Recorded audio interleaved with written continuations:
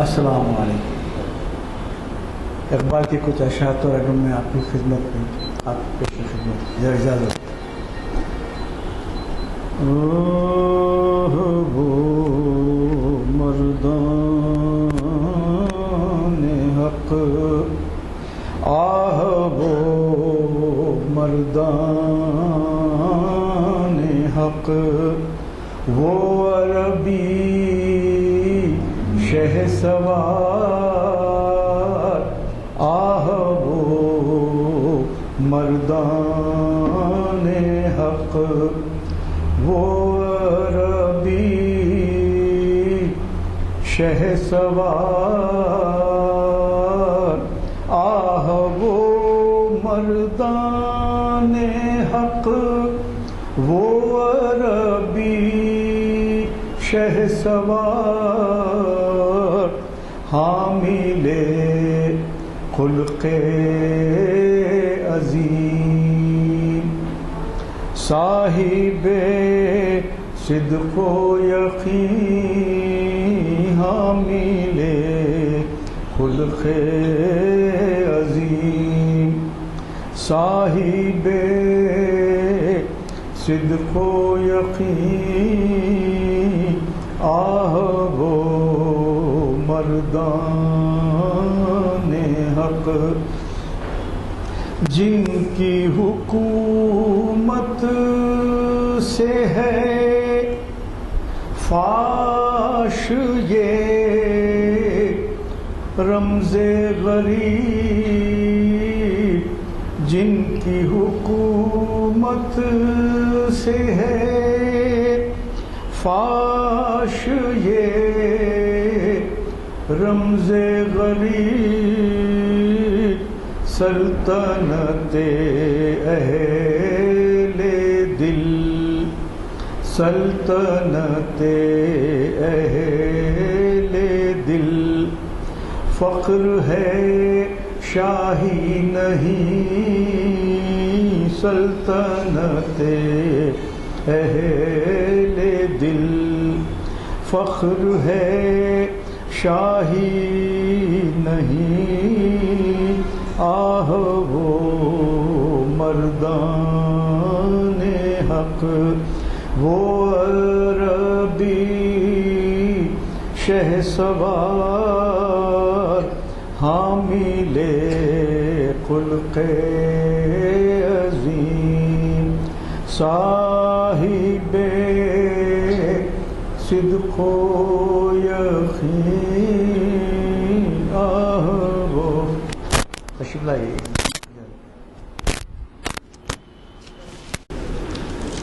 ہماری آج کی نشست جو 764ویں نشست ہے بوجہ رمضان، اس نشست کے بعد 1 مہینے کے لیے محافل ملتوی رہیں گے، اور آج ہمیں جناب سید امتیاز الدین صاحب بعنوان اقبال کی ایک نظم کا تجزیہ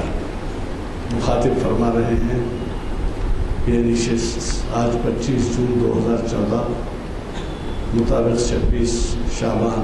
1435 ہجری بروز شہر شنبہ بعد نماز عصر کانفرنس ہال جامع مسجد عالیہ گن فاؤنڈری میں منعقد ہو رہی ہے۔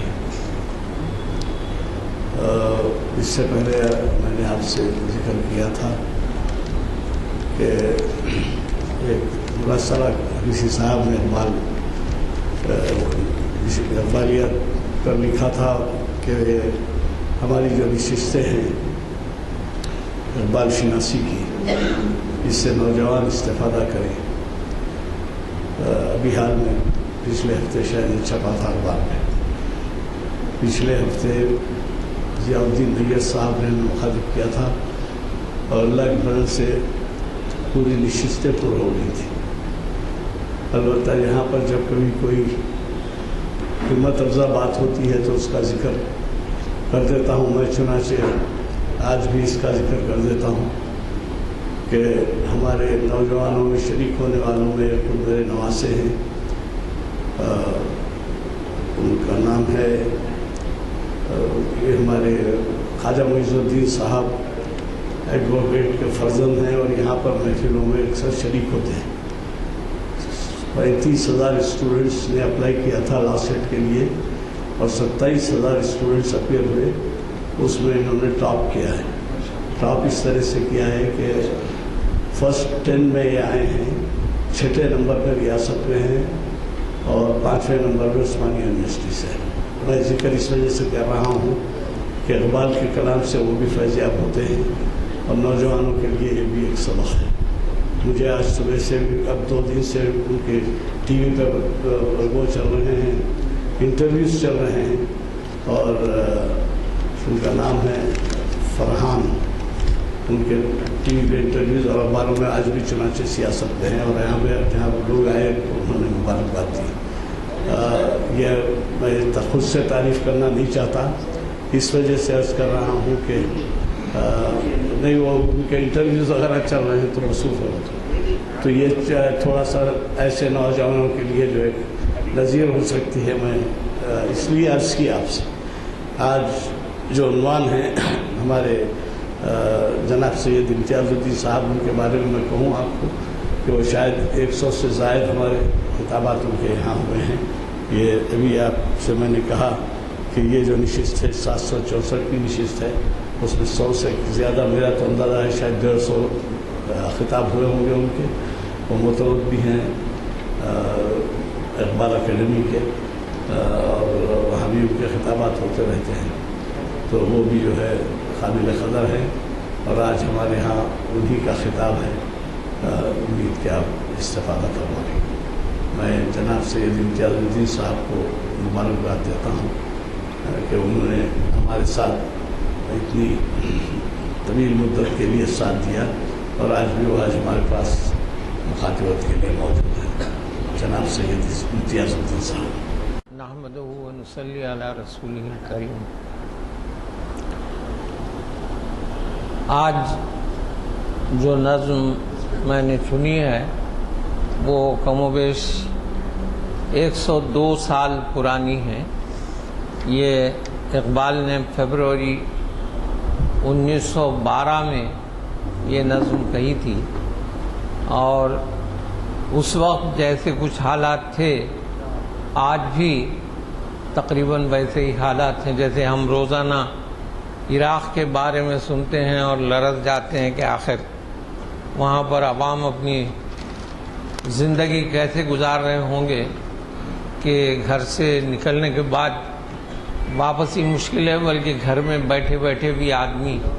نہایت غیر محفوظ ہے۔ تو یہ بھی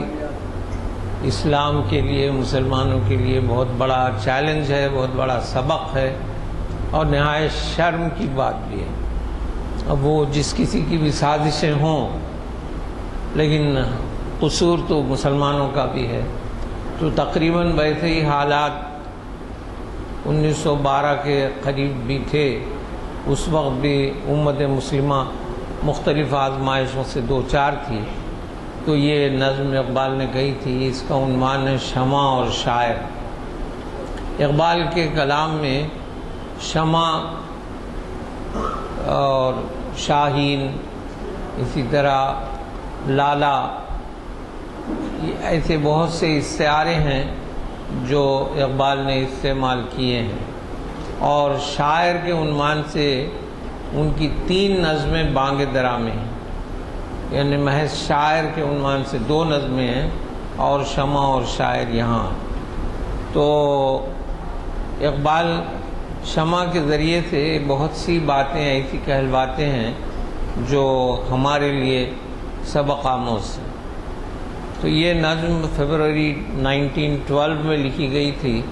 ان دنوں اقبال فارسی شاعری سے بہت متاثر تھے، چنانچہ اس نظم کا جو پہلا بند ہے وہ فارسی میں۔ تو میں اس بند کو تو پڑھوں گا نہیں، لیکن اس کا مطلب کچھ یوں ہے کہ میں گزشتہ رات اپنے ویرانے میں بیٹھا ہوا تھا، اور اس وقت میری چراغ جل رہا تھا۔ اس وقت میں نے چراغ سے پوچھا کہ تیرے اطراف تو اتنے پروانے گھومتے ہیں، لیکن میرے میری قسمت میں اور میرے کاشانے میں کوئی ایسا مجھے چاہنے والا نہیں ملتا، اور حالانکہ میں بھی ایک شاعر کی حیثیت سے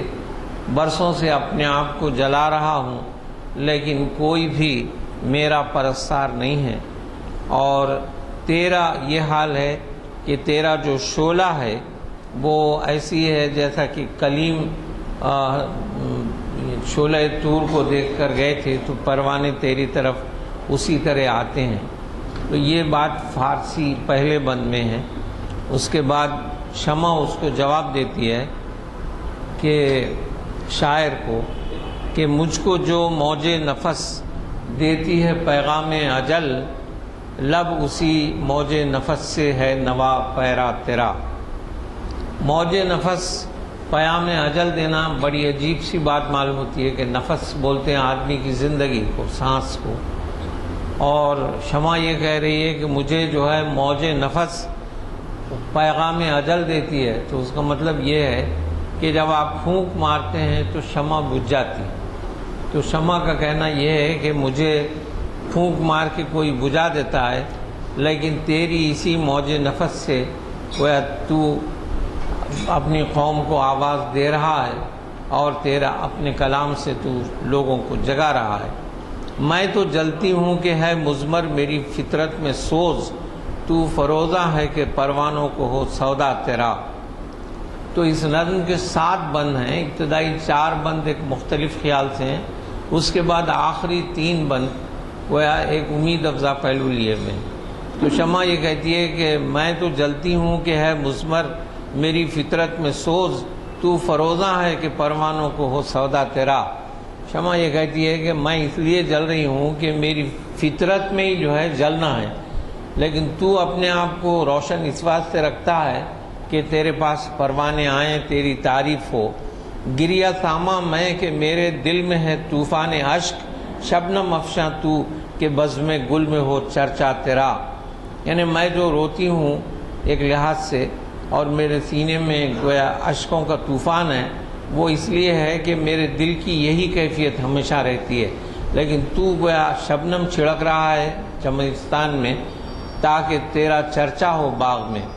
گل بدامہ ہے میری شب کے لہو سے میری صبح، ہے تیرے امروز سے نا آشنا فردا تیرا۔ یہاں پر گل بدامہ یعنی میرے دامن میں پھول ہیں۔ پھول کیا ہے کہ رات تمام جب شمع جلتی ہے تو اس کے اطراف پروانوں، جلے ہوئے پروانوں کا ڈھیر لگ جاتا ہے، تو میری صبح جب ہوتی ہے تو میرے اطراف پروانوں کی گویا لاشیں پڑی ہوئی ہوتی ہیں، لیکن تو اس حال میں ہے کہ تو اپنے آج سے کل کیا آنے والا ہے اس سے بھی بے خبر ہے۔ یوں تو روشن ہے مگر سوزے دروں رکھتا نہیں، شعلہ مثل چراغاں لالہ صحرا تیرا۔ یعنی تو بالکل اپنے حالات سے بے خبر ہے۔ سوچ تو دل میں لقب ساقی کا ہے زیبا تجھے، انجمن پیاسی ہے اور پیمانہ بے صحبا تیرا۔ یہاں پر شمع شاعر کو ایک لحاظ سے پھٹکار رہی ہے کہ تو ذرا اپنے دل میں سوچ کہ تو اپنے آپ کو ساقی سمجھتا ہے، لیکن انجمن پیاسی ہے اور تو پیمانہ بھر کے دینے کے قابل بھی نہیں ہے۔ اور ہے تیرا شعار آئین ملت اور ہے، زشت روئی سے تیری آئینہ ہے رسوا تیرا۔ یعنی تیرا شعار کچھ اور ہے اور اس ملت اسلامیہ کا قانون کچھ اور ہے، تو اس کے برعکس کام کر رہا ہے، اس لیے تیرے چہرے کا جو عکس آئینے میں پڑ رہا ہے وہ تجھی کو رسوا کر رہا ہے۔ کعبہ پہلو میں ہے اور سودائی اور کعبہ پہلو میں ہے اور سودائی بت خانہ میں ہے، کس قدر شوریدہ سر ہے شوق بے پرواہ تیرا۔ یعنی اگرچہ کہ تجھے نسبت کعبے سے ہونا چاہیے تھی، لیکن تو بت خانے کا ایک سودائی بنا ہوا ہے۔ قیس پیدا ہو تیری محفل میں یہ ممکن نہیں، تنگ ہے صحرا تیرا، محمل ہے بے لیلا تیرا۔ اے درے تابندہ اے پروردہ آغوش موج، لذت طوفان سے ہے ناآشنا دریا تیرا۔ یعنی تیرا جنگل جو ہے وہ بالکل ہی تنگ ہے اور تیری جو محمل ہے اس میں کوئی لیلا بھی سوار نہیں ہے، تو ایسے میں تجھے مجنو کہاں سے ملیں گے، اور وہ جنون کہاں سے پیدا ہوگا جس سے آدمی بڑے بڑے کام کرتا ہے، اور تیرا جو سمندر ہے، تیری جو دریا ہے، وہ لذت طوفان سے بھی ناآشنا ہے۔ اب نوا پیرا ہے کیا، گلشن ہوا برہم تیرا، بے محل تیرا ترنم، نغمہ بے موسم تیرا۔ اس کے بعد پھر شمع اس وقت کے حالات پر روشنی ڈالتی ہے کہ تھا جنہیں ذوق تماشا وہ تو رخصت ہو گئے، لے کے اب تو وعدے دیدار عام آیا تو کیا۔ یعنی جو لوگ صحیح معنی میں ذوق تماشا رکھتے تھے وہ لوگ تو کبھی کے رخصت ہو گئے، اور اب تو دیدار عام کا وعدہ لے کر آیا ہے تو اس سے کوئی فائدہ نہیں ہے۔ انجمن سے وہ پرانے شعلہ آشام اٹھ گئے، ساقیہ محفل میں تو آتش بجام آیا تو کیا۔ ایک بات اور میں کہنا بھول گیا کہ اس نظم میں کئی مصرے ایسے ہیں جو زبان زد خاص و عام ہو گئے، اور انتہائی مقبول مصرے ہیں۔ ان میں سے ایک اب آئے گا کہ ساقیہ محفل میں تو آتش بجام آیا تو کیا، آہ جب گلشن کی جمعیت پریشان ہو چکی، پھول کو باد بہاری کا پیام آیا تو کیا۔ یعنی جب گلشن ہی اجڑ گیا، اس میں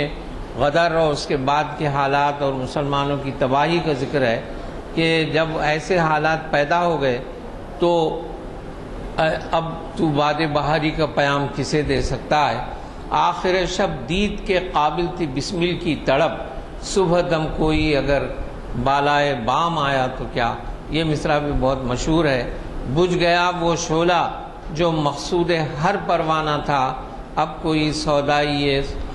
سودائی سوزے ناتمام آیا تو کیا۔ پھول بے پرواہ ہیں تو گرم نوا ہو یا نہ ہو، کارواں بے حس ہے آواز درا ہو یا نہ ہو۔ آواز درا وہ اس کو بولتے ہیں کہ کاروان جب کوچ کرتا ہے تو جو بیوگل بجتا ہے یا جو آواز دی جاتی ہے اس کو آواز درا بولتے ہیں۔ تو اب اس وقت حالت قوم کی ایسی ہے کہ اگر تو ان کو آمادہ سفر بھی کرے تو کوئی سننے والا نہیں ہے۔ شمع محفل ہو کے تو جب سوچ سے خالی رہا، تیرے پروانے بھی اس لذت سے بیگانہ رہے۔ یعنی تو خود جو ہے تیرے اندر وہ سچائی اور اخلاص نہیں ہے جس سے تو شمع محفل ہونے کے باوجود بھی لوگوں کو متاثر نہیں کر سکا۔ رشتہ الفت میں جب ان کو پرو سکتا تھا تو پھر پریشاں کیوں تیری تسبیح کے دانے رہے۔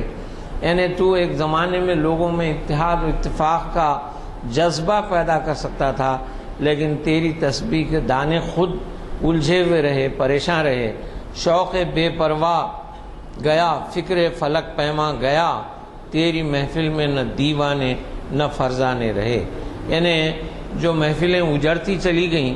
جو اشراف تھے وہ بھی رخصت ہو گئے، اور جن کے اندر قوم کا اور ملک کا درد تھا وہ بھی رخصت ہو گئے۔ وہ جگر سوزی نہیں، وہ شعلہ آشامی نہیں، فائدہ پھر کیا جو گرد شمع پروانے رہے۔ تو اب جب کہ وہ تمام کیفیات باقی نہیں رہیں تو اب پروانوں کا ہونا یا نہ ہونا بیکار ہے۔ خیر تو ساقی سہی لیکن پلائے گا کسے، اب نہ وہ میکش رہے باقی نہ میخانے رہے۔ یعنی شمع جو ہے حالات زمانہ پر نظر ڈالتی ہے کہ اب پہلے جیسے لوگ باقی نہیں رہے، جن کے اندر وہ تڑپ تھی اور ایک گویا میکشی کی خواہش تھی۔ رو رہی ہے آج ایک ٹوٹی ہوئی مینا اسے، کل تلک گردش میں جس ساقی کے پیمانے رہے۔ یعنی اب گویا ایک لحاظ سے یہاں پر آپ یہ بھی سمجھ سکتے ہیں کہ اسلام کا وہ جذبہ نہیں رہا، عشق رسول کا بھی وہ جو جذبہ اور تڑپ ہونی چاہیے تھی وہ بھی باقی نہیں ہے۔ آج ہیں خاموش وہ دشت جنوں پرور جہاں، رقص میں لیلا رہی لیلا کے دیوانے رہے۔ تو یعنی دشت جنوں پرور جو تھے وہ بھی اب رخصت ہو گئے، اور اس لیے نہ اب لیلا رہی اور نہ اس کے دیوانے رہے۔ وائے ناکامی متائے کارواں جاتا رہا، کارواں کے دل سے احساس زیاں جاتا رہا۔ یعنی افسوس کی بات یہ ہے کہ کارواں کی جو دولت تھی وہ بھی لٹ گئی، اور اس کا کسی کو رنج بھی نہیں ہے، کسی کو اس کا احساس بھی نہیں ہے کہ کتنا بڑا نقصان ہوا۔ جن کے ہنگاموں سے تھے آباد ویرانے کبھی، شہر ان کے مٹ گئے، آبادیاں بن ہو گئیں، یعنی آبادیاں جنگل بن گئیں، اور جو لوگ کے ویرانوں کو آباد کرتے تھے وہ بھی ان کے ہنگامے بھی ختم ہو گئے۔ ستوت توحید قائم جن نمازوں سے ہوئی، وہ نمازیں ہند میں نظر برہمن ہو گئیں۔ یہاں پر اقبال جو ہے وہ یہ بتانے کی کوشش کر رہے ہیں کہ ہم نے اسلامی شعائر کو چھوڑ دیا اور دوسرے مذاہب کی بہت سی باتیں اختیار کر لیں، تو جو توحید کا جو اصل جذبہ تھا اور اس کی جو روح تھی وہ ختم ہو گئی نمازوں سے۔ اب جو نمازیں ہیں وہ محض وہ ایک لحاظ سے دکھاوا بن کر رہ گئی، ان میں وہ اثر نہیں ہے۔ دہر میں عیش دوام آئیں کی پابندی سے ہے، موج کو آزادیاں سامان شیون ہو گئیں۔ یعنی جو مستقل عیش ہے دنیا میں، اس کی ایک شرط یہ ہے کہ آدمی قانون کا پابند رہے،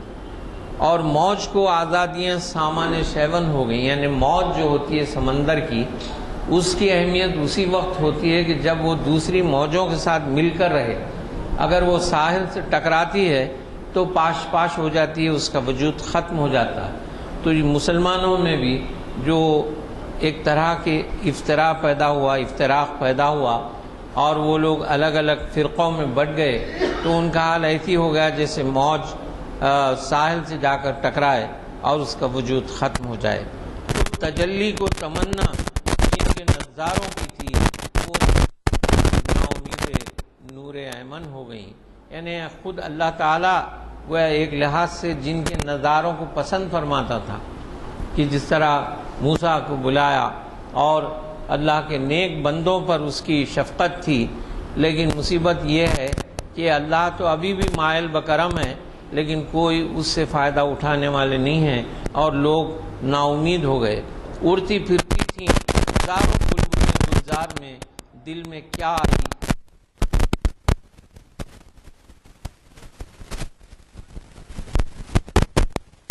اور ان پر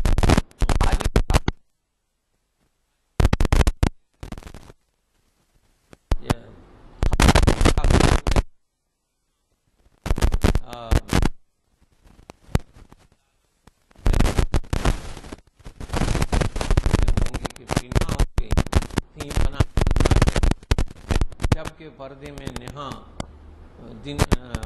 دن کے پردے میں نہاں، شب کو ان کے جی میں کیا آئی کہ اڑیاں ہو گئیں۔ تو یہاں پر یہ ہے کہ اڑتی پھرتی تھیں ہزاروں بلبلیں گلزار میں،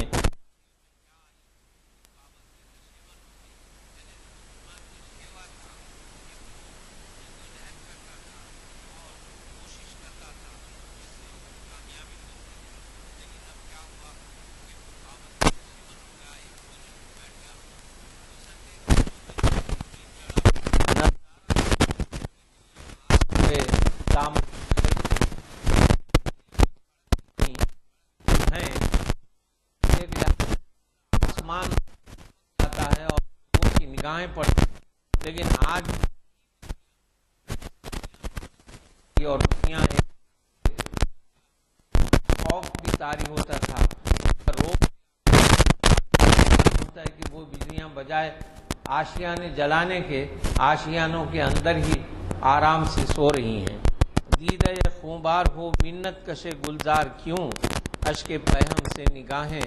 گل بدامن ہو گئیں۔ شام غم، یعنی اقبال کا خاص اسٹائل ہے کہ پہلے تو وہ ملامت کرتے ہیں اور لوگوں کو ایک لحاظ سے آمادہ کرو، اس کے بعد ایک پہلو آتا ہے جس میں وہ لوگوں کو آمادہ کرتے ہیں کہ ابھی بھی نہیں گیا ہے، اگر تم سنبھل سکتے ہو تو یہ دنیا تمہارے لیے بدل سکتی ہے۔ تو شام غم لیکن خبر دیتی ہے صبح عید کی، ظلمت شب میں نظر آئی کرن امید کی۔ یعنی اگرچہ کہ یہ رات ایک لحاظ سے شام غم ہے یہ موجودہ زمانہ، لیکن ابھی بھی ایسا معلوم ہوتا ہے کہ عید کی صبح آنے والی ہے اور اندھیری میں روشنی کی کرن تم کو دکھائی دے رہی ہے۔ مژدہ اے پیمانہ بردار خمستان حجاز، یہاں پر مسلمانوں کا خطاب دیا ہے کہ مژدہ اے پیمانہ بردار خمستان حجاز، یعنی ہم سب جو ہے حجاز یعنی عرب جو کہ اسلام کا مرکز ہے اور اسلام کا آغاز جہاں سے ہوا ہے، تو مسلمانوں کو وہ مژدہ سناتے ہیں، خوشخبری سناتے ہیں کہ تم خمستان حجاز یعنی حجاز کے میکدے کے خم اٹھانے والے ہو، بعد مدت کے تیرے رندوں کو پھر آیا ہے ہوش، نقد خودداری بہائے بادے اغیار تھی، پھر دکان تیری ہے لبریز صدائے ناو نوش، یعنی جو خودداری تھی وہ بادے اغیار یعنی غیروں کی شراب کو خریدنے کی قیمت سے ادا ہو رہی تھی، لیکن اب جو ہے تم ایسا لگتا ہے کہ پھر اسی خمستان حجاز کے پیمانہ بردار بن گئے ہو، ٹوٹنے کو ہے طلسم ماہ سیما یعنی ہند، پھر سلیمہ کی نظر دیتی ہے پیغام خروش، پھر یہ غوغا ہے کہ لا ساقی شراب خانہ ساز، دل کے ہنگامے مئے مغرب نے کر ڈالے خاموش، یعنی ہم اب مغربی تہذیب اور ان کی جو کارستانیاں ہیں ان سے بیدار ہو چکے ہیں، اس لیے اب ہم کو شراب خانہ ساز کی ضرورت ہے، اپنی تہذیب اور اپنی آزادی کے لیے کوشش کرنا ہے،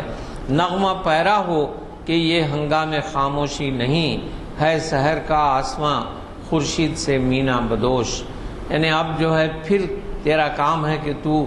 نغمہ پیرا ہو، کیونکہ یہ وقت خاموشی کا نہیں ہے، در غمِ دیگر بسوزد دیگراں را ہم بسوز، گفتمت روشن حدیثے گر تو آنی دار گوش، یعنی اگر تو ابھی بھی ہماری بات یعنی ان روشن حدیثوں کو سن سکتا ہے اور ان پر عمل کر سکتا ہے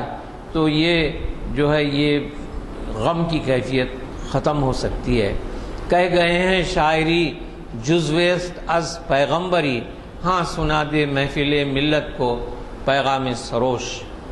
سروش اس فرشتے کو کہتے ہیں کہ جو پیام بھی لاتا ہے، جیسے غالب کا شعر تھا کہ غالب سریر خامہ نوائے سروش ہے، آتے ہیں غیب سے یہ مضامین خیال میں، غالب سریر خامہ، سریر یعنی جب کاغذ پہ قلم چلتا ہے تو ایک ہلکی سی آواز آتی ہے، اس آواز کو سریر کہتے ہیں، تو میرا مجھے جو خیالات آتے ہیں وہ ایسا معلوم ہوتا ہے جیسے سروش فرشتہ لے کے آتا ہے، اور یہ جو قلم کی آواز ہے وہ صدائے سریر ہے۔ تو اقبال یہ کہتے ہیں کہ شاعری بھی جو ہے پیغمبری کا جز ہے، اور اس لیے میں بھی جو ہے جو لوگوں کو یہ سنا رہا ہوں خوشخبری، اس کو بھی شاعری یعنی پیغمبری کا جز سمجھیے۔ آنکھ کو بیدار کر دے وعدے دیدار سے، زندہ کر دے دل کو سوزے جوہر گفتار سے، رہزن ہمت ہوا ذوق تناسانی تیرا، بہر تھا صحرا میں تو گلشن میں مثل جو ہوا، یعنی پہلے یہ بتاتے ہیں کہ اب جو تیرا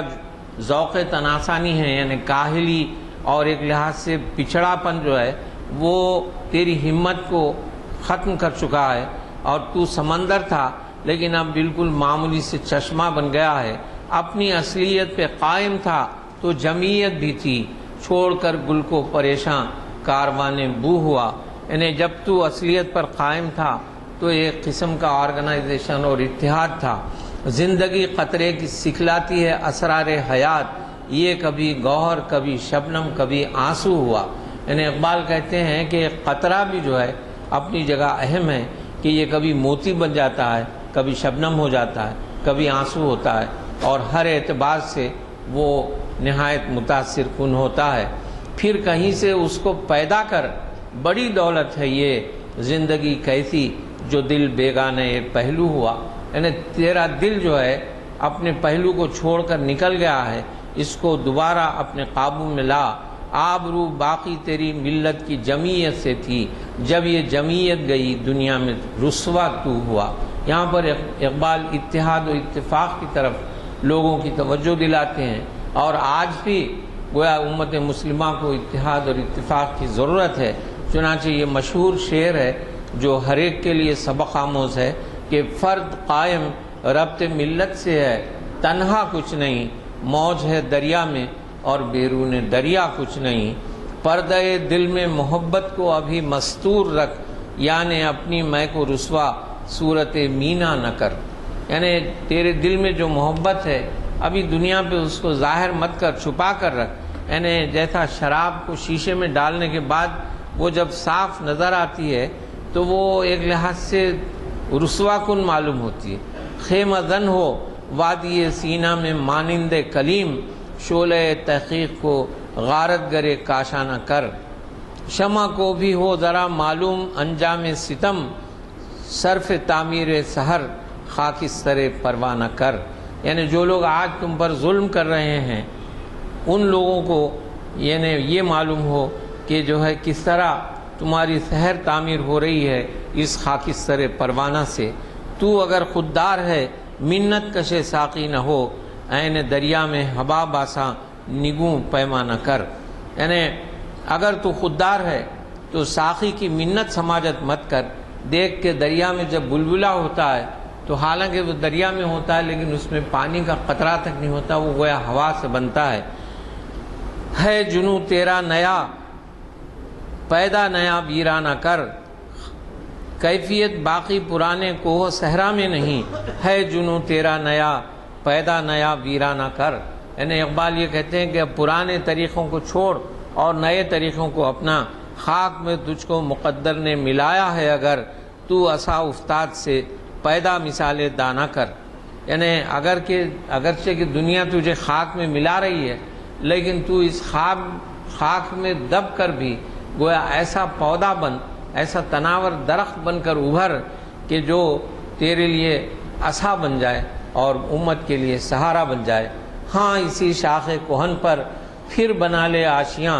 اہل گلشن کو شہید نغمہ مستانہ کر، یعنی اقبال گویا اپنے شاعرانہ صفات کو بیان کرتے ہیں کہ اہل گلشن کو تو بیدار کر، اس چمن میں پیرو بلبل ہو یا تلمیذ گل، یا سراپا نالا بن جا یا نوا پیدا نہ کر، کیوں چمن میں بے صدا مثل رمے شبنم ہے تو، لب کشا ہو جا سرود بربت عالم ہے تو، یعنی وہ لوگوں کو اس طرح کہتے ہیں کہ اقبال ہو، شاعر ہو، رہنما ہو، وہ اپنے فرض سے آگاہ ہو جائیں اور لوگوں کو بیدار کریں۔ آشنا اپنی حقیقت سے ہو، آشنا اپنی حقیقت سے ہو اے دہقاں ذرا، دانا تو کھیتی بھی تو باراں بھی تو حاصل بھی تو۔ یہاں پر اقبال کو تعریف کرتے ہیں کہ ایک اگر کسان بھی ہے تو وہ کیا ہے، اسے سمجھنا چاہیے کہ دانا بھی وہی ہے، کھیتی بھی وہی ہے، بارش بھی وہی ہے، اور اس فصل کا حاصل جو ہوگا وہ بھی وہی ہے۔ آہ کس کی جستجو آوارہ رکھتی ہے تجھے، راہ تو رہرو بھی تو رہبر بھی تو منزل بھی تو، کانپتا ہے دل تیرا اندیشہ طوفاں سے کیا، ناخدا تو بحر تو کشتی بھی تو ساحل بھی تو، یعنی زمانے کے حالات سے ڈرنا کیسا جبکہ کشتی چلانے والا بھی تو ہے، سمندر بھی تو ہے، کشتی خود تو ہے اور ساحل بھی تو ہے، تو اب تجھے کس چیز کا ڈر ہے۔ دیکھ آ کر کوچے چاکے گریباں میں کبھی، قیس تو لیلا بھی تو صحرا بھی تو محمل بھی تو، وائے نادانی کہ تو محتاج ساقی ہو گیا، میں بھی تو مینا بھی تو ساقی بھی تو محفل بھی تو۔ بڑا خوبصورت بند ہے۔ شعلہ بن کر پھونک دے خاشا کے غیر اللہ کو، خوف باطل کیا کہ ہے غارت گرے باطل بھی تو، یعنی اس طرف پھر گویا اسلام اور توحید کے طرف آ کر، یعنی غیر اللہ کیا چیز ہے، خاشاک ہے، گھاس پھوس کا ٹکڑا ہے، اسے جب چاہو جلا دو، اور اس سے باطل ہے یہ، اس سے کوئی ڈر کی ضرورت نہیں ہے کیونکہ مسلمان غارت گرے باطل ہے۔ بے خبر تو جوہر آئینہ ایام ہے، تو زمانے میں خدا کا آخری پیغام ہے، یعنی حضور صلی اللہ علیہ وسلم جس طرح خاتم النبیین ہیں اسی طرح یہ جو امت ہے یہ گویا آخری امت ہے، اور خدا کا آخری پیام یعنی قرآن کریم جیسی چیز بھی تیرے ساتھ ہے، تو پھر تجھے ڈرنے کی کیا ضرورت ہے۔ اپنی اصلیت سے ہو آگاہ اے غافل کہ تو، قطرہ ہے لیکن مثال بحر بے پایاں بھی ہے۔ کیوں گرفتار طلسم ہیچ مقداری ہے تو، دیکھ تو پوشیدہ تجھ میں شوکت طوفاں بھی ہے۔ یعنی تو اپنے آپ کو ہیچ اور بے حیثیت مت سمجھ، کیونکہ تیرے اندر وہ شوکت طوفاں موجود ہے جس سے بڑے بڑے کام نکل سکتے ہیں۔ سینہ ہے تیرا امی اس کے پیام ناز کا، جو نظام دہر میں پیدا بھی ہے پنہا بھی ہے۔ یعنی اللہ تعالیٰ ہر طرف ظاہر بھی ہے، چھپا ہوا بھی ہے، اور یہ مسلمان اسی اللہ کا ایک پیام ناز ہے۔ ہفت کشور جس سے ہو تسخیر بے تیغ و تفنگ، تو اگر سمجھے تو تیرے پاس وہ ساما بھی ہے۔ جیسے اقبال کا ایک اور شعر ہے کہ مومن ہو تو بے تیغ بھی لڑتا ہے سپاہی، تو وہ کس طاقت پر لڑتا ہے؟ ایمان کی طاقت پر لڑتا ہے۔ تو یہاں پر بھی اقبال کہتے ہیں کہ ہفت کشور یعنی ساری دنیا جس میں یعنی اپنے قابو میں آ سکتی ہے بغیر کسی تیغ و تفنگ کے، تو اگر سمجھے تو تیرے پاس وہ ساما بھی ہے، یعنی خودی ہے، توحید ہے، ایک ایمان کامل ہے۔ اب تلک شاہد جس پر کوہ فاراں کا سکوت، اے تغافل پیشہ تجھ کو یاد وہ پیما بھی ہے۔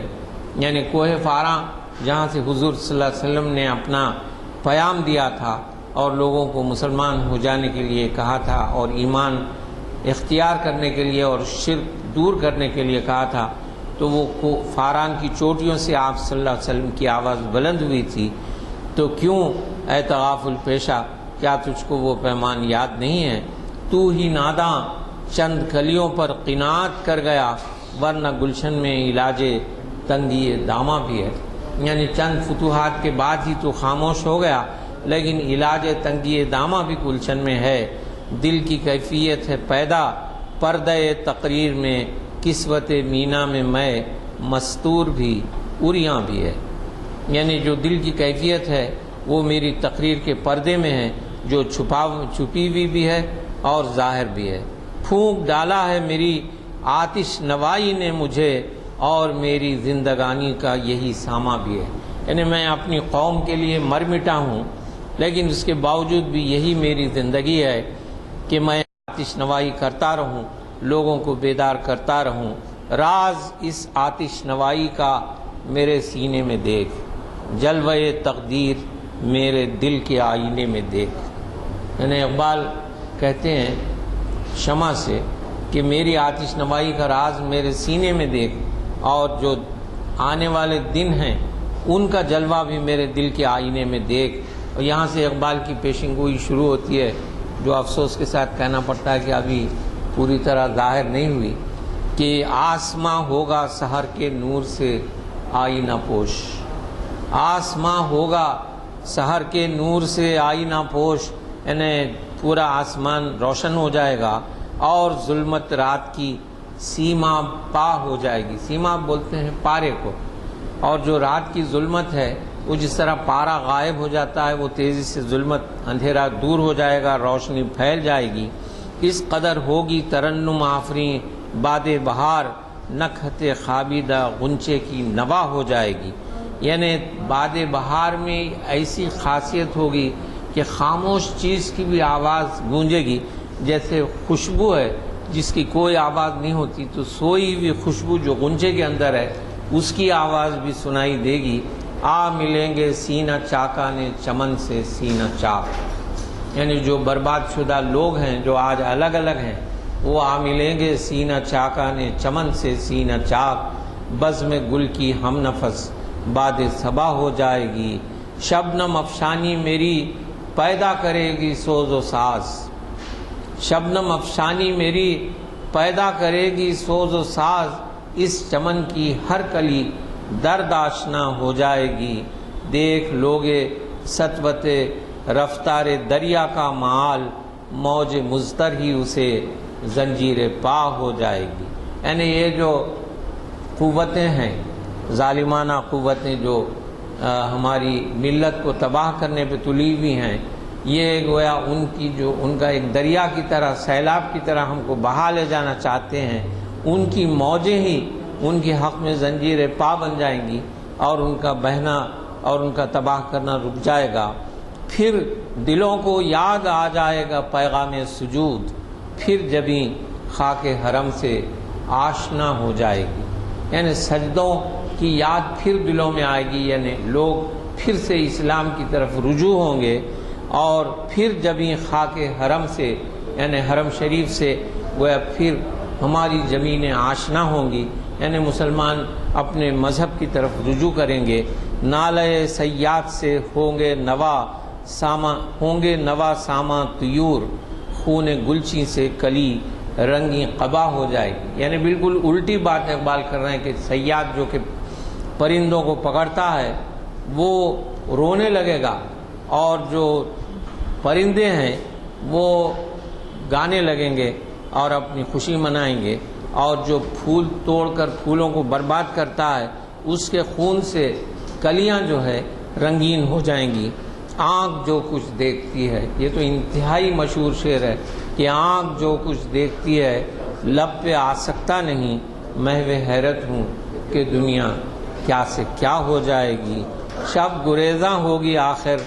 جلوہ خورشید سے، یہ چمن معمور ہوگا نغمہ توحید سے۔ اللہ کرے کہ ایسے ہی ہو اور حالات بدلیں۔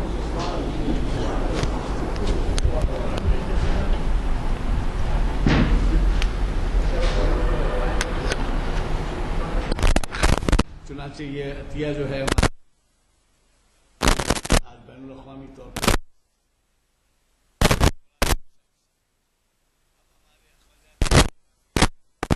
اس میں اضافہ ہو گیا ہے۔ مسجد کے لیے جو اپیل شائع ہوئی ہے اس میں اس کا بھی ذکر ہے، اور پھر یہ ہے کہ 2 اکاؤنٹس دیے گئے ہیں۔ ایک اکاؤنٹ ہے مسجد کے لیے، دوسرا اکاؤنٹ ہے انڈیپینڈنٹ محافل کے لیے۔ مجھے قوی توقع ہے کہ اس ماہ مبارک میں آپ حضرات توجہ فرمائیں گے، اور اگر آپ سمجھتے ہیں کہ اس سے کافی یعنی اس سے استفادہ کیا جا رہا ہے تو کوشش ذہن میں رکھیے کہ محافل کے اکاؤنٹ میں آپ جو ہے بینک میں اسٹیٹ بینک میں کھاتا ہے اس میں جمع کریں۔ میں سمجھتا ہوں کیا۔ دوسری بات یہ ہے، ایک مصرع ہمارے مخرج صاحب نے کہا، مومن ہے تو بے تیغ کے لڑتا ہے سپاہی۔ آج کا جو ماحول ہے اس کے پس پردے میں اس کی اہمیت کو جانیے، کیونکہ تلوار کا دور تو نہیں ہے۔ تو اس کا دوسرا مصرع ہے، کافر ہو تو تلوار پہ کرتا ہے بھروسہ، مومن ہے تو بے تیغ کے لڑتا ہے سپاہی۔ اب آج کل کے حالات کو دیکھیے، اب آپ خود غور فرمائیے کہ اب آپ تلوار کے بارے میں تو کچھ کہہ ہی نہیں سکتے، لیکن بے تیغ کے لڑنا ہے۔ دوسری بات یہ ہے کہ ایک اہم کل ہماری پیش رفت رہی، اس کا ذکر کر دیتا ہوں میں۔ ہم نے کل ایک خصوصی محفل رکھی تھی، اور وہ محفل تھی 3 مفتی صاحبان کو ہم نے طلب کیا، معروضہ کیا تھا کہ وہ موجود رہیں۔ 4 سے 7 تک وہ نشست ہوئی، اور 3 ٹیبل ڈال دیے گئے، اور ان ٹیبلوں کے اوپر ایسے حضرات جو تذبذب میں تھے یا ان کے زکوٰۃ کے محسوب کرنے میں ان کو کچھ شبہات تھے، تو انہوں نے علیحدہ ان سے شخصی طور پر اپنے حالات بیان کرتے ہوئے، اپنے احساس بیان کرتے ہوئے انہوں نے رائے لی۔ یہ پہلا مرتبہ تھا، اور یہ بہت ہی کامیاب گیا۔ میرا اندازہ ہے کہ 17 یہ کوئی تقریر نہیں تھی یا خطاب نہیں تھا، وہ کہ اخبار اس کو خطاب بول کے لکھے، ویسا نہیں تھا، اور ان لوگوں نے اس سے استفادہ کیا۔ اور جب باتیں بعد میں آئیں، جب کھل کے آئیں، تو ہمیں خود بھی اندازہ ہوا کہ بہت سے حضرات ایسے ناواقف تھے۔ مثلا ایک بتا دیتا ہوں آپ کو، وٹھل واڑی کے امام صاحب نے اپنے بارے میں کچھ ذکر کیا، تو کچھ مجھ سے بھی سننے میں آیا، اور جو سب کے فائدے کی بات ہے اس لیے کہہ دے رہا ہوں کہ انہوں نے کہا کہ صاحب اگر میرا فرض کیجیے کہ ایک پلاٹ ہے، اور وہ پلاٹ 10 لاکھ کا ہے یا کچھ دام بتایا ہوں، اور اگر وہ دام میں نہیں جا رہا ہے اور 2 سال 3 سال گزر گئے ہیں اور 5 لاکھ 6 لاکھ دام آ رہے ہیں، تو اب میں کیا کروں کہ میرے پاس پیسہ بھی اتنا نہیں ہے کہ دے سکوں، یا یہ فروخت ہونے کا انتظار کروں، یا مجھ پہ عائد ہی نہیں ہوتی زکوٰۃ۔ تو انہوں نے کہا کہ 10 لاکھ آپ کی توقع ہے، لیکن 5-6 لاکھ کے اگر ہے تو 5-6 لاکھ پہ آپ زکوٰۃ نکالیں۔ یعنی 5-6 لاکھ کا مطلب یہ ہے کہ 2.5% اگر ہے تو وائی پہ لگائیے 5 لاکھ کے دام اس کا قرار پائیں تو آپ 12,000 12,500 کی نکالیں۔ تو اب یہ کتنے لوگ ہیں ایسے جو ایسے اس پہ عمل کرتے ہیں؟ بھئی زکوٰۃ میں آپ کے گھر پہ زکوٰۃ نہیں ہے ذاتی، یعنی مکان جس میں رہتے ہیں، یا موٹر میں نہیں ہے، تو جن اثاثوں پہ زکوٰۃ ہے اس سے بھی لوگ واقف نہیں ہیں۔ کل کے ہماری نشست سے اس کا فائدہ ہوا، اور انشاءاللہ کئی لوگ کہنے لگے کہ صاحب اس کو تو بڑے پیمانے میں، کوئی کہا کتابچہ چھپانا چاہیے، کوئی نشستیں رکھنا چاہیے۔ خیر اب وہ نشستیں وغیرہ تو ممکن نہیں ہیں، اگر اللہ حیات دے تو آئندہ بڑے پیمانے پہ زکوٰۃ کے بارے میں ہم اس کے بارے میں کہیں گے۔ البتہ ایک ذکر آپ سے کر دیتا ہوں کہ ہمارے ایک 34 سال سے ایک سینٹر چل رہا ہے یہاں پر، زکوٰۃ کلیکشن سینٹر، اور اس میں حلیمیہ کے ندوے سے لے کر جامع نظامیہ اور مولانا عاقل کا مدرسہ اور سبیل السلام اور فیض العلوم، اور بہرحال ایسے 8-10 ادارے ایک آخری اتوار کو جمع ہوتے ہیں میرے مکان پر، اور ان کے نمائندے رسید بک لے کے رہتے ہیں، اور ان کا منشا یہ ہوتا ہے کہ آپ کے ہاتھ سے ان کو راست زکوٰۃ پہنچے، اور وہ زکوٰۃ جو ہے ظاہر ہے کہ ان کے نمائندے آتے ہیں، اور رسید بک میں تو یہ اتوار کے دن آخری اتوار 27 جولائی کو ہے، اور میرا مکان اس سامنے کی گلی میں واقع ہے۔ مسجد میں اس لیے نہیں رکھا جاتا کہ اور دیگر حضرات اگر کلیکشن کے لیے آئیں تو بدنظمی ہوتی ہے، ہم جتنا انتظام کر سکتے ہیں 10-11 ادارے جمع ہوتے ہیں، ہر ایک کا ایک الگ کاؤنٹر ہوتا ہے، اس پر رسید بک لے کے بیٹھتے ہیں، اور یہ ہے آخری اتوار 27 جولائی کو، یعنی ماہ رمضان کا آخری اتوار۔ اور اس سے ہٹ کے میں آپ سب کو مبارکباد دیتا ہوں ماہ رمضان کی، اور دعا کرتا ہوں کہ اللہ تعالی ہمیں توفیق دے کہ احکام کے مطابق اور پورے تقدس کے ساتھ ہم ماہ رمضان کا اکثر جگہ آپ دیکھے ہوں گے کہ استقبال ہوتا ہے۔ اب آپ استقبال میں شریک ہوں نہ ہوں، یہ اہمیت جتنی بھی ہے، لیکن اس کی بھی تو کوشش کریں کہ آپ اپنے سے جو کچھ عمل کر رہے ہیں وہ اہل خانہ بھی اور خصوصاً نوجوان بھی اس پر عمل کریں، اور ماہ سیام کی جس قدر تعظیم ہونی چاہیے اس کو پیش نظر رکھتے ہوئے عبادات کا خیال رکھیں۔ اور آئندہ جب ہماری محفل بعد رمضان کے محفلیں چالو ہو جائیں گی تو یہ بھی توقع کرتا ہوں کہ آپ حضرات اس کی طرف توجہ فرمائیں گے، اور آپ خود اندازہ لگا سکتے ہیں کہ آج کے دور میں جب کہ ہمیں سوائے دیگر مصروفیات کے عبادات کی طرف کس قدر یعنی کمی ہے ہماری توجہ کی، اور اگر اس ایسے میں اگر آپ ان محافل کو اگر آگے بڑھاتے ہیں، مجھے بڑی خوشی ہوئی ایک بات سن کر، میں نے پوری طریقے سے کہہ نہیں سکتا، لیکن یہ کہ دیگر مساجد میں بھی جو ہے ایسے اہتمام ہو رہے ہیں محافل کے، اور اللہ کرے کہ ان کو بھی کامیابی ہو۔ کیونکہ بات یہ ہے کہ یہ نہیں ہے کہ کوئی مناپلی ہے یا ایک جگہ یہ محفل ہو، مساجد تو ایسے مقاصد کے لیے ہی استعمال ہوتے تھے، اور اگر فرض کیجئے کوئی نظیر لے کر شروع کرتا ہے یا کام ہمارے کام سے اتفاق کر کے ایسے آرگنائز کرتا ہے، تو ایک صاحب نے مجھ سے پوچھا تھا تو میں نے ان کو جواب دیا تھا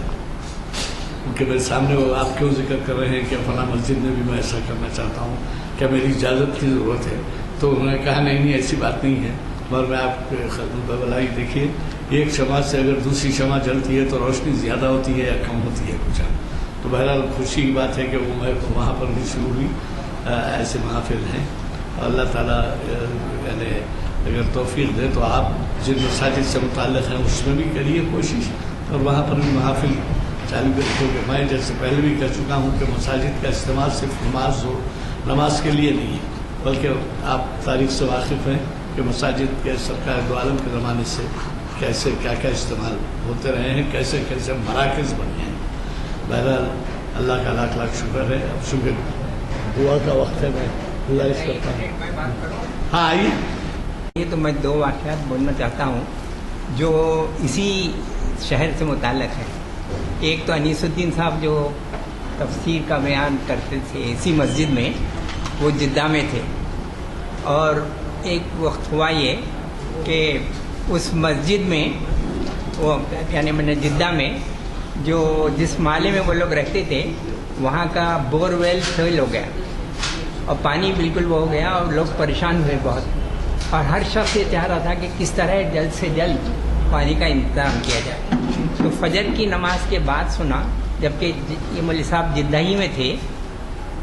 وہاں ایک خاتون ادھڑ عمر کی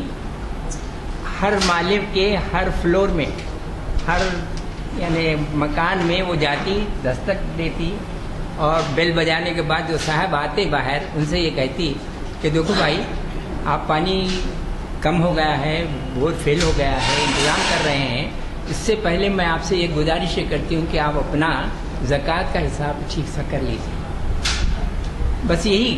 اس محلے میں جو 11 فلور تھے اور ہر گھر پہ جا کے وہ خاتون یہی کہتی کہ بھائی اپنا زکوٰۃ سیدھا کر لیجیے، پانی مل جائے گا. یہ چیز کلام پاک میں بھی اللہ تعالیٰ فرماتے ہیں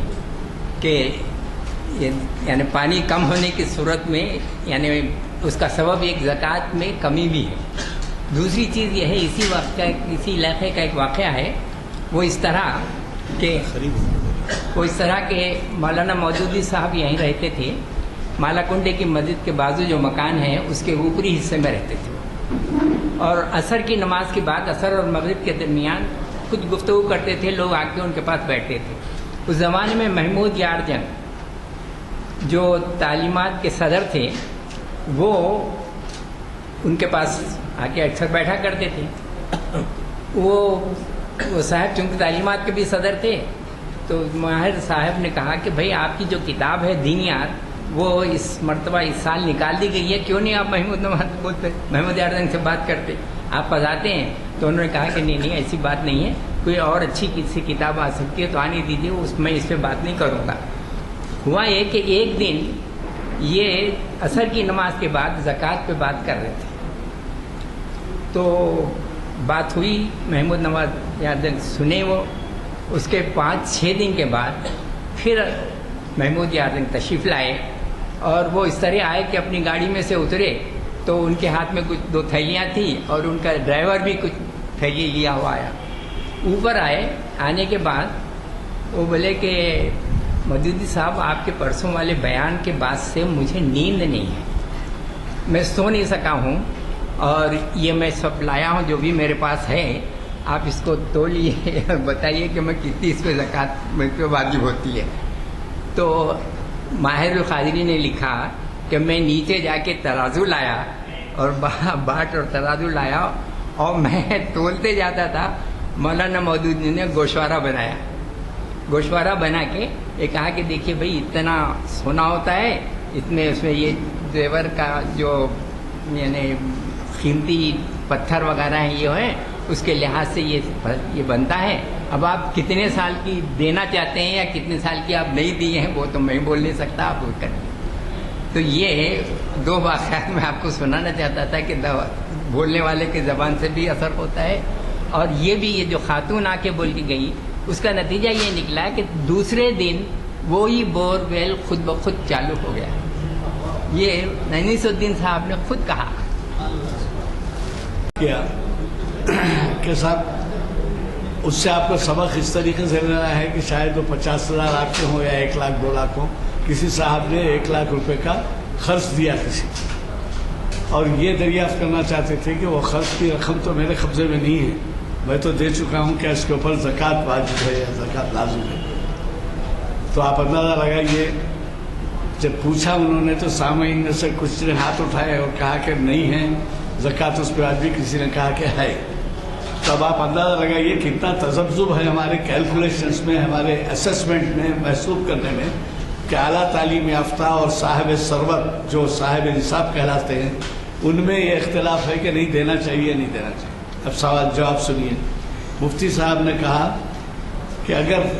مثال کے طور پر 1 لاکھ روپये ایک شخص کا کسی دوسرے کے پاس قرض ہے اور وہ 1 لاکھ روپये واپسی کی توقع ہے تو آپ پہ فرض ہے، اور اگر واپسی کی توقع نہیں ہے تو آپ جو ہے آپ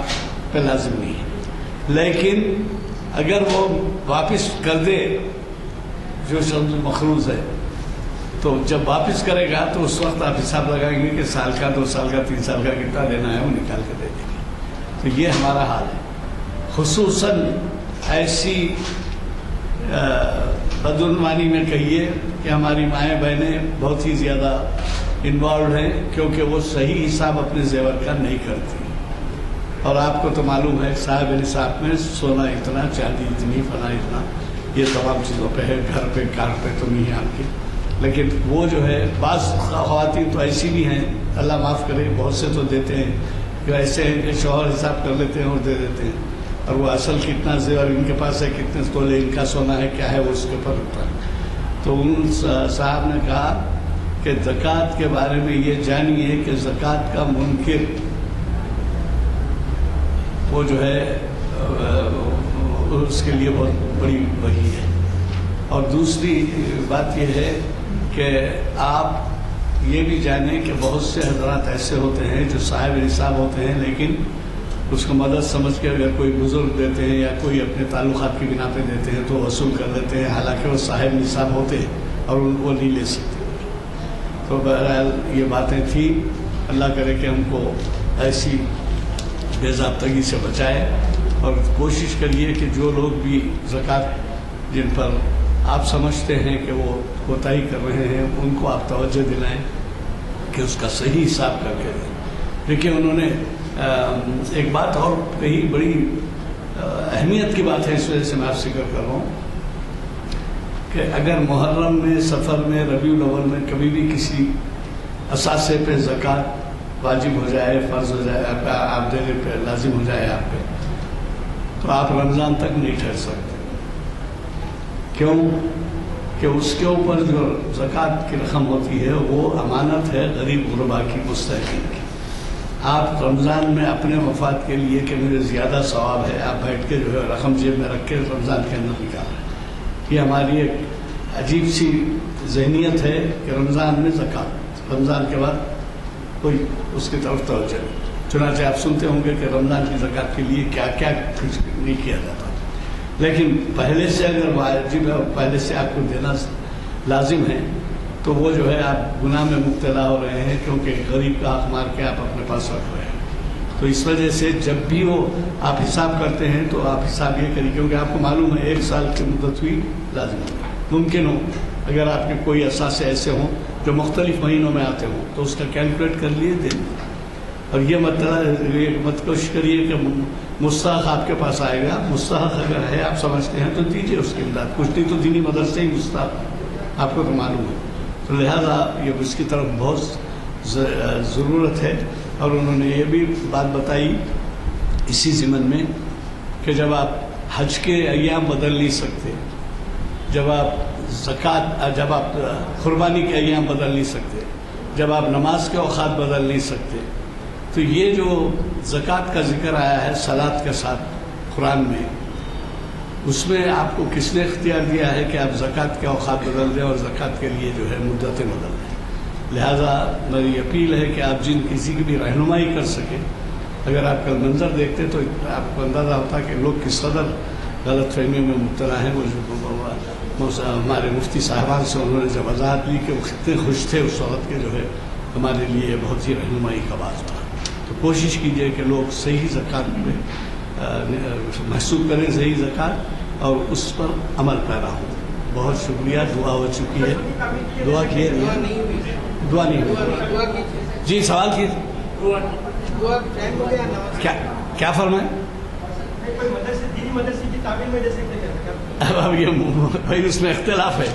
چلیے اختلاف ہے، بات دینی مدد سے نہیں لیتے، اب جو مدد سے لیتے ہیں ان کو الحمدللہ رب العالمین، اللہم صلی علی سیدنا و مولانا محمد و علی آل سیدنا و مولانا محمد و بارک وسلم۔ ربنا آتنا فی الدنیا حسنۃ وفی الآخرۃ حسنۃ وقنا عذاب النار۔ یا اللہ زکوٰۃ کا ذکر تو بہت ہو رہا ہے، مسلمانوں کو صاحب نصاب بھی بنا تاکہ وہ لوگ زکوٰۃ ادا فرمائیں، ورنہ زکوٰۃ کے لینے والے مسلمانوں میں بہت زیادہ ہیں اور دینے والے کم ہیں۔ اللہ تعالیٰ سب کو خوش و خرم رکھے، آمین۔ صلی اللہ تعالیٰ علی خیر خلقہ سید